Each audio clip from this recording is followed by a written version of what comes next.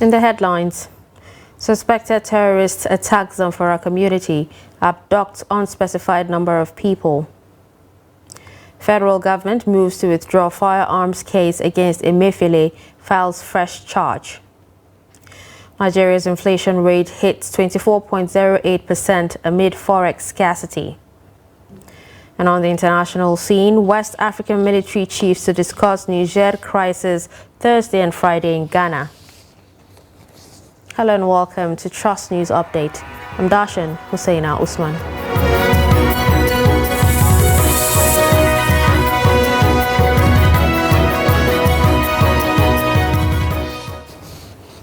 And we begin with security, where suspected terrorists Tuesday invaded Jambako communities in Zamfara state and abducted an unspecified number of people.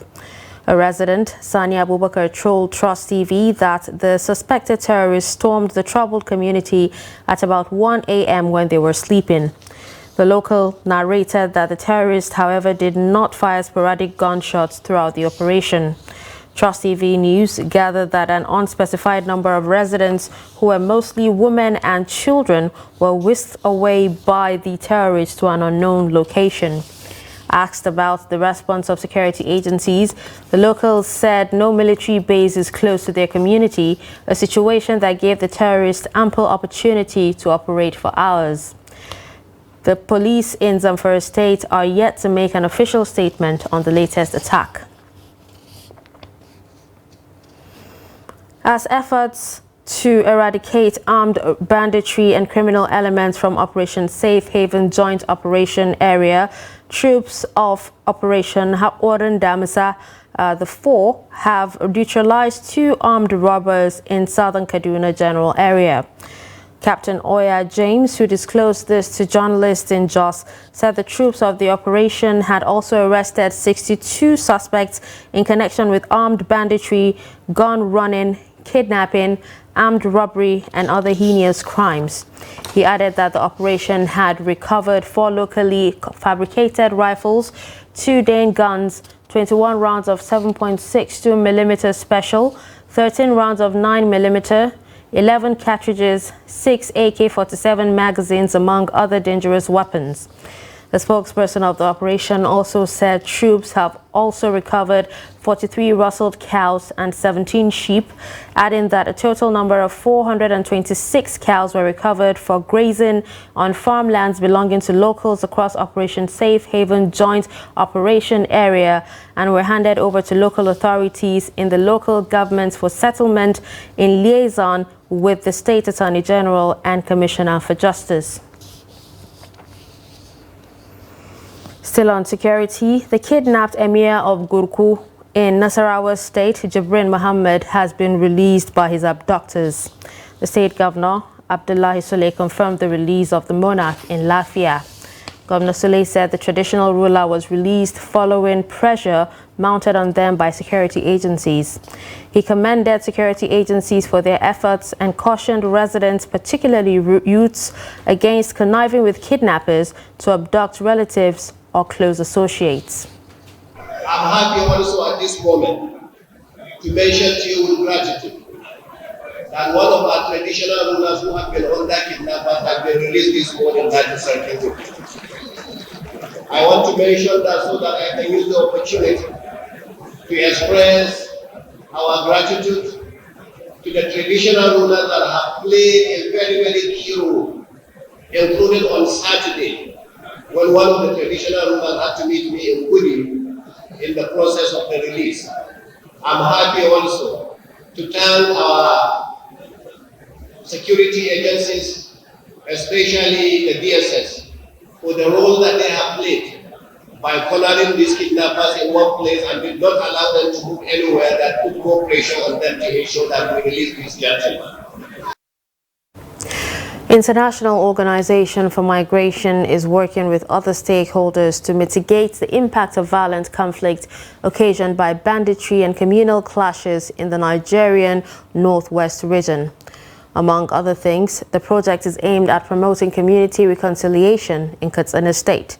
The project, in collaboration with Center for Democracy and Development, will be executed in 4 pilot local government areas of Jibia, Batsari, Damusa and Kankara, worst hit by activities of banditry in the state. Abdullahi Amadi completes the report. The IOM Chief of Mission, Laurent de Berg, said from the data obtained by the organization as at October 2022, conflicts have risen since 2014. These have affected a population of over 1 million people, out of which 29% have been displaced in Katsina State alone. The 3 partners and EU, with the support of Nigeria and Katsina State governments, are to implement a comprehensive program to mitigate conflicts and promote community reconciliation. Our consortium looks forward to work with you, with the people of Katsina, and to make sure that we support the government with the inclusive peace-building processes to support the implementation of community responses against violence. He said the main objective of the program is to reduce community violence, promote locally driven peace initiatives, and mitigate conflict over natural resources in northwest Nigeria. IOM has a long-standing experience in building peace and reconciliation worldwide. Since 1951, when we have been created, the organization has supported governments and population all over the world to cope with displacement, instability, and mobility issues.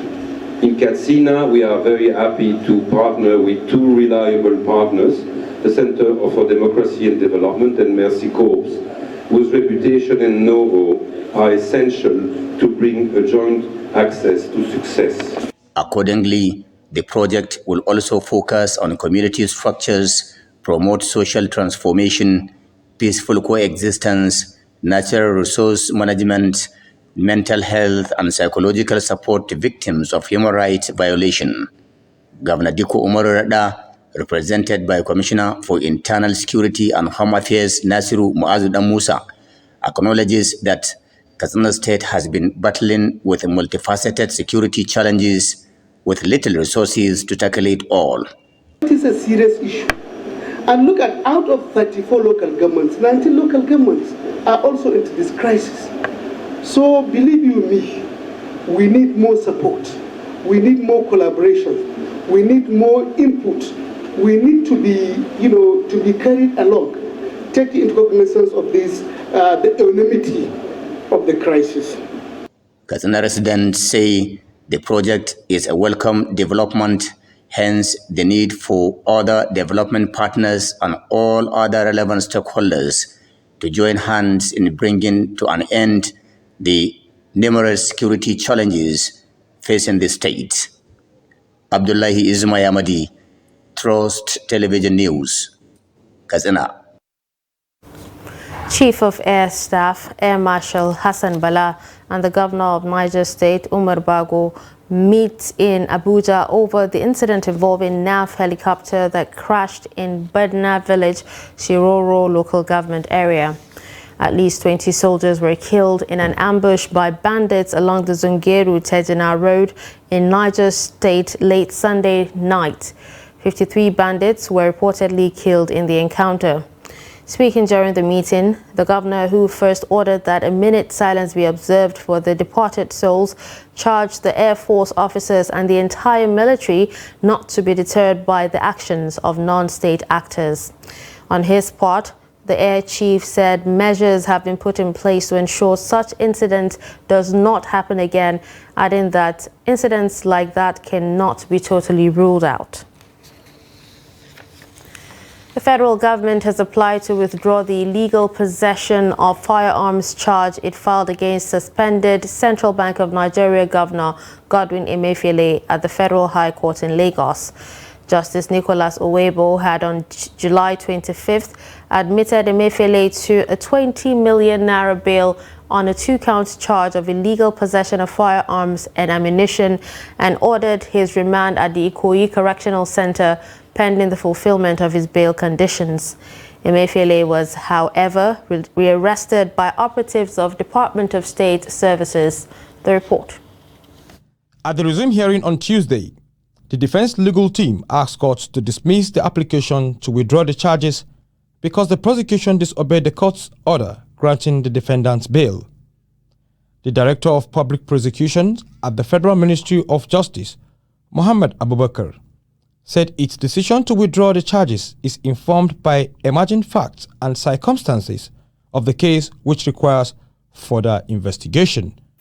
So we're withdrawing pending further investigation, at the end of which we'll probably come back with more charges, more counts. Counsel for Emefiele, Joseph Daudu San, responded that such a request under sections 174, subsection 1 and 3 of the Nigerian Constitution cannot be made orally, but through a formal application that must demonstrate the public interest, the interest of justice, and the need to prevent abuse of legal system. Of an order that says you can go to your house and sleep, which will you take? We don't care about access. We are not asking for access. We are saying that the Nigerian laws must be obeyed. And if the courts in this country give an order, God forbid the day that court orders will be subject to interpretation of every subordinate agency. It will then get to the point that a police corporal will say, is it not the same court that the other people are disobeying? And when a man is in two fighting and the magistrate says he should go home, he will decide to say, no, you cannot go. So it starts from this level. If it can be done at this level and it is not attended to, then it will spread to the bottom and it will be a lawless society. The DPP told reporters that Emefiele is facing a 20-count charge in the FCT High Court for allegedly unlawful advantages that violates the ICPC Act. Abubakar explained that there were administrative procedures the DSS had to follow before transferring a detainee to another agency, which caused a delay in the agency's compliance with the court order. The first issue of access is not true. He has unfettered access to his lawyers, his relatives, his friends at all times. On the matter of disobedience, we are not in disobedience of the court order. When the court rendered its ruling granting the defendant bail, it was in two legs. It was granted bail and to be remanded in the custody of the correctional service pending fulfillment of bail conditions. The judge adjourned the case till Thursday, August 17th, to rule on the application.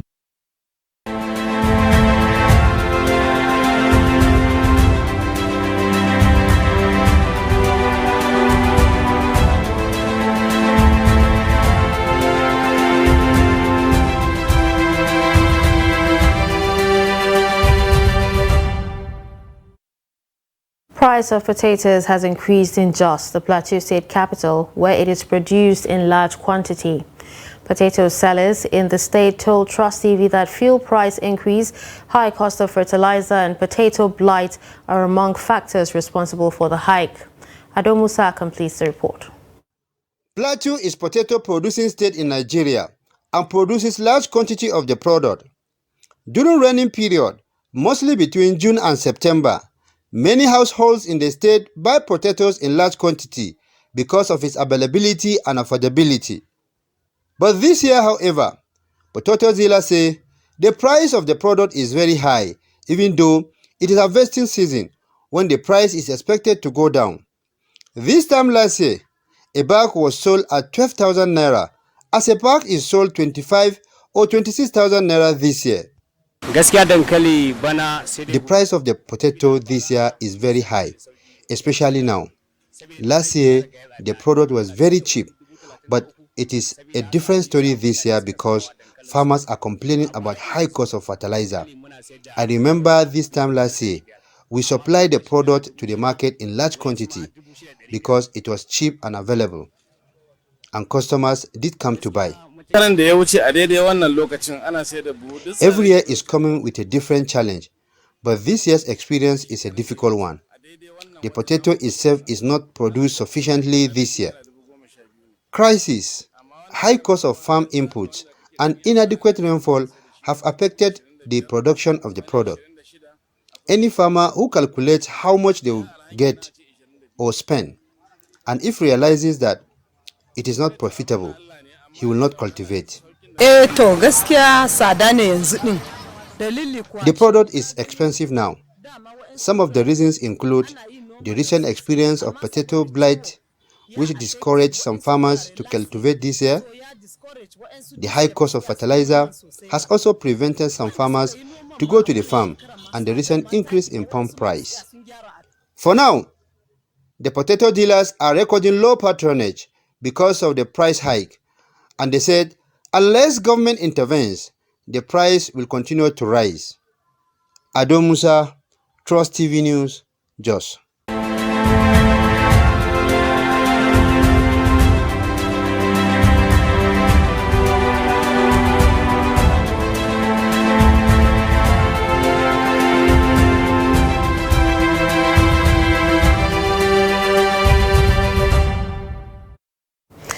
The National Bureau of Statistics has stated that the headline inflation rate for the month of July 2023 increased to 24.08% compared to 22.79% recorded in June 2023.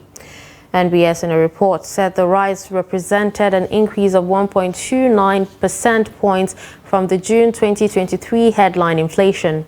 The report stated that the increase in the headline index for July 2023 was attributed to an increase in contributions of some items in the basket of goods and services at the divisional level. NBS said these increases were witnessed in food and non-alcoholic beverages at 12.47%, housing, water, electricity, gas and other fuel at 4.03%, clothing and footwear at 1.84%, transport 1.57%, furnishings and household equipment and maintenance 1.21%, education 0.95%, and health 0.72%. Others are miscellaneous goods and services at 0.40%, restaurants and hotels 0.29%, alcoholic beverages, tobacco and cola 0.26%, recreation and culture 0.17%, and communication at 0.16%. The report showed that food component sub-index increased by 26.98% on a year-on-year basis, which was 4.97% higher relative to the rate recorded in June 2022, which was at 22.02%. For all items less farm produce, its figure stood at 20.47% in July 2023 on a year-on-year basis. You're watching Trust News Update. Coming up after the break. Time to unwind during long school vacation. Do stay with us.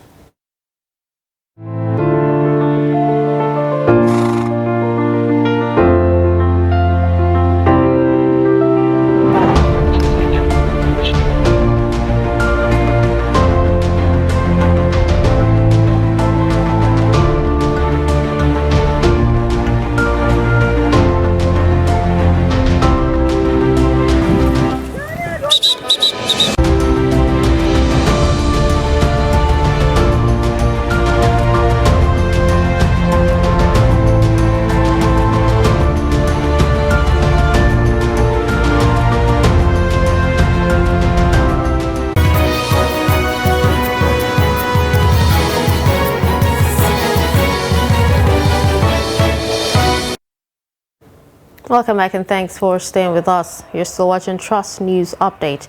Here's a recap of our top stories. We told you that suspected terrorists attack Zamfara community, abduct unspecified number of people. You also heard that federal government moves to withdraw firearms case against Emefiele, files fresh charge. Moving to more stories, it has become a norm that with the long holidays come summer school, where pupils are sent to take lessons while the school is on long vacation. Jimmy Adzande speak to Makurdi residents who expressed divergent opinions on summer school. The report. To school administrators and educationists, the summer school is a make-up period for pupils who are slow learners or who easily forget what they have learned during the regular school period. Some parents, not because they are lazy, but because they felt maybe their children did not do well in the past exams, going to another class, and they feel the summer lesson will aid the children instead of keeping them home, and that is why they enroll them. Not totally because they are lazy or they cannot take care of their children or they don't have time for their children, but they feel that it's another way where the parents are a little bit lacking. They should the teachers should help them to put the children up to date. Others, however, said the summer school is supposed to be a time for extracurricular activities and nothing more. The perspective of the parents, parents have so many engagements, and during the holidays, find it difficult for someone who will stay with children at home. They find it easier that they should stay under that kind of controlled environment. That's on one part. From the part of those who are engaged in summer school activities is for economic, motives. The idea of summer schools is not supposed to be the way it is now. At this time, children should be exposed to extracurricular activities, maybe visit places where they can have, they can take rest and have some forms of recreation. Not the kind of formal schooling as they were during, the term. To some, it is overworking the young learners who should rest like every normal human being. For me, there's no basis for summer school. The students are supposed to study for a term and then rest. And so where is the rest? When the students, the pupils or the students are on holiday and you are calling them for summer school, because they're supposed to refresh themselves and be ready for another session of their educational career. If a child is good, whether he goes to summer school or whatever, it can still be good. Either way, summer school has come to stay. The good thing is that enlisting one's wealth is voluntary. Jimmy Azandi, Trust TV News, Makurdi. The Northern Elders Forum has kicked against the use of force to restore constitutional order in Niger Republic. This, according to the forum, will compound the security and humanitarian crisis in ECOWAS. The convener of the Northern Elders Forum, Ango Abdullahi, disclosed this in a press statement in Abuja on Tuesday. The statement, signed and read by the Director of Publicity and Advocacy of the Forum, Hakim Baba Ahmed, also stated that the safety of President Bazoum and his family and restoration of the constitutional order must remain non-negotiable priorities.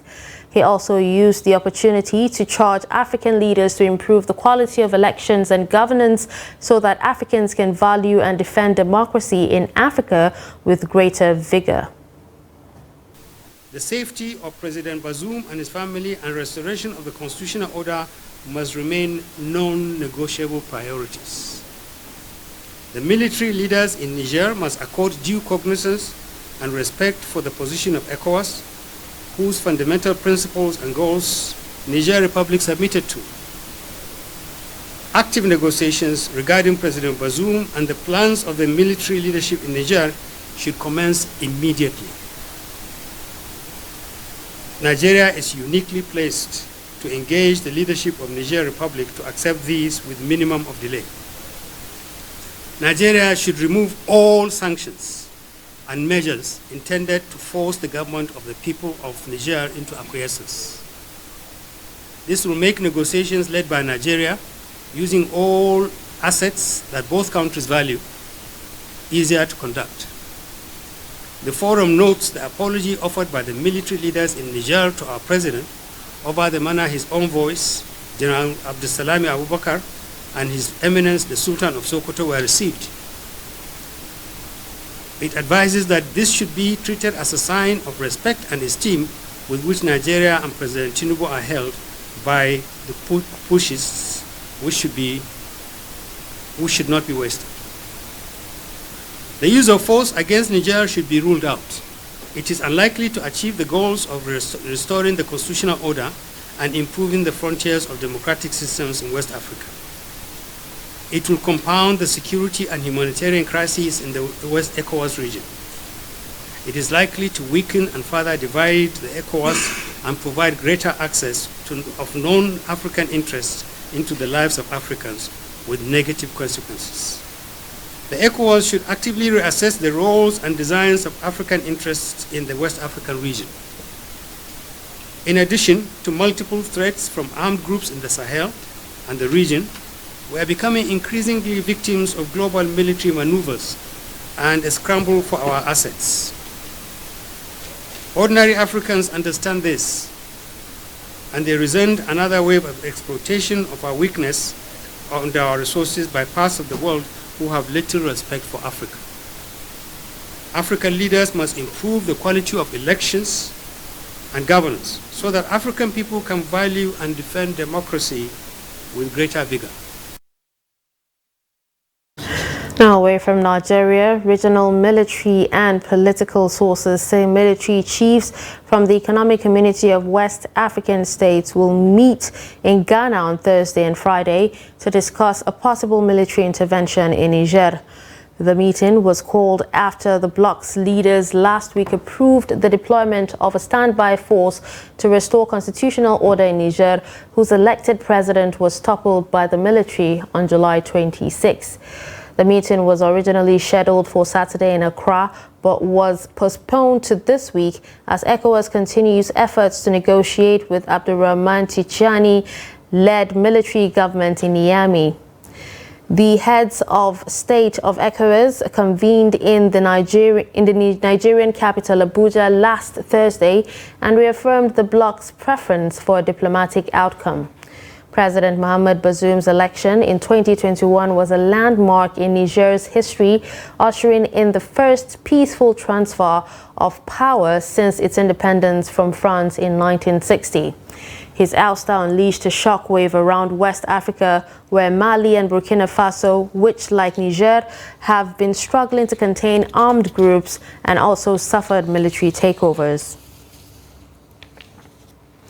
And finally, in sports, Asisat Oshola's teammate at Barcelona, Salma Paraluelo, came off the bench to shoot Spain ahead in the 81st minute of a keenly contested semi-finals with Sweden.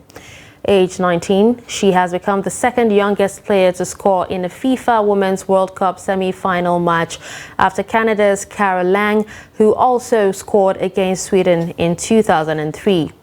But in Tuesday's contest, the Swedes fought back 7 minutes later to stalemate scores.